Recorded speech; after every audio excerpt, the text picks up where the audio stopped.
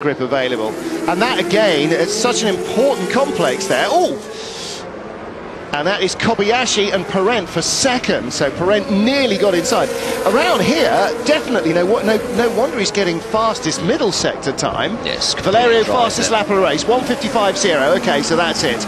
It's a done deal now. If Valerio can set a faster lap by almost a second than Hulkenberg on wets, suddenly the pit lane is going to be alive with the sound of air guns. To slightly rob a line.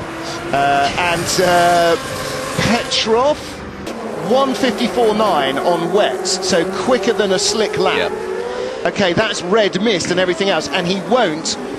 And it's not just about the time taken to get in the pits, change the tyres and get back out again, which is what, 30 seconds or so. Yes. You also have to factor in the time you lose bringing the slicks up to temperature. Yeah.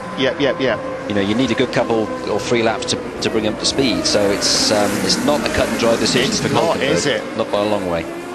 It's an important race for Kobayashi, the man at the front here in car number 17. Hasn't scored a point since Catalonia. That's 8 races ago.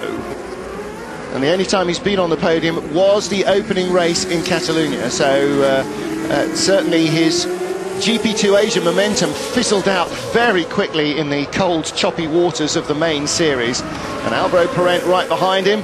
Well, that'll have helped Petrov's quickest lap as well. Yes. Certainly, no question, it's quicker to go across that bit. It's a very good battle here for what is now second place.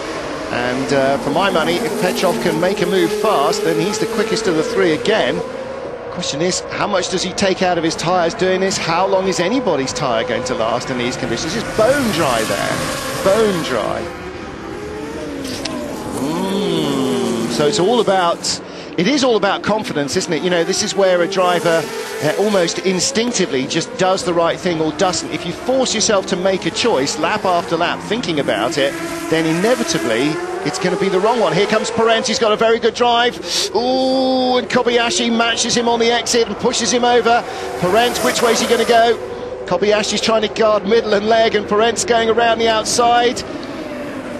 Okay, now in these conditions he can probably sit there as well. No, he can't, and here comes Petrov.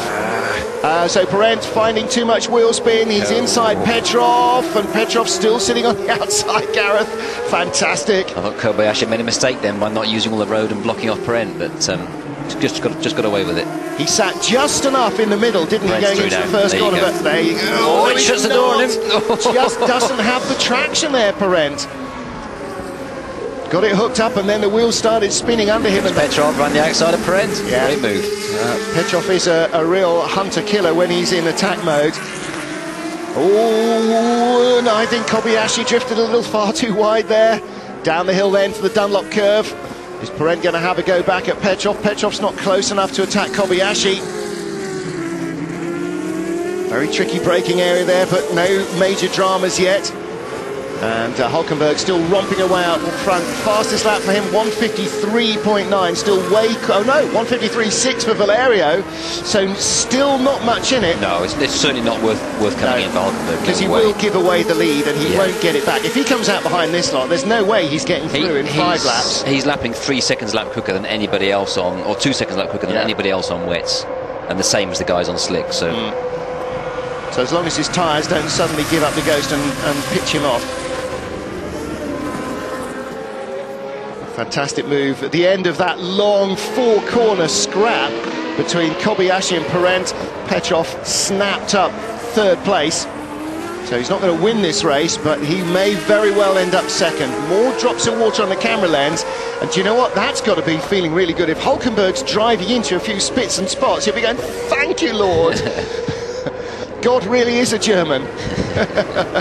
Because that's what they need. Now they need just a little sprinkling of rain. Of course, there's not a lot of tread left, but what it does is bring the temperature of the compound down as it gets wetter. Oh, he's off. One Vitali. Oh, no, he's off. He's off. No, yeah, but he's on the curbing there on that. But it'll still cost him. Yeah, the little blocks of granite. It has cost him a few car lengths. Yeah, he's dropped right back from Kobayashi. Oh, no. Oh, dear. Oh, dear. All right, so back down to 4th, but as long as he's got an engine, yes. Yeah, be very careful about spin turning, because there's only about 4 miles of rubber left on these tyres now. You don't want to get rid of a 1 mile of them. So Parente back up to third. And Vitaly Petrov, just too much power there, turning too tight because there are grooves through the rubber. The tyre is only about 50 or 60% as wide, so it's like driving on 5-inch wide tyres with 600 horsepower. That's right, and no traction control. Yeah, hooray!